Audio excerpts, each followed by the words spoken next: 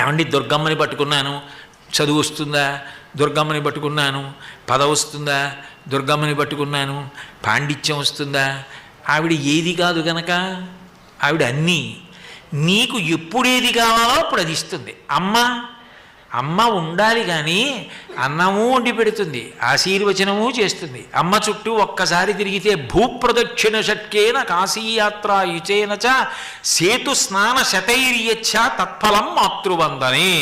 అమ్మ చుట్టూ ఓసారి చుట్టూ తిరిగేసి నమస్కారం చేసేసిన వాడికి ఆ రోజున 21 మాటలు రామేశ్వరానికి వెళ్ళి సేతు స్నానం చేశాడని, 100 మాటలు కాశీ వెళ్ళి గంగ స్నానం చేశాడని, 6 మాటలు భూమికి ప్రదక్షిణం చేశాడని ఫలితం వేసేస్తారు.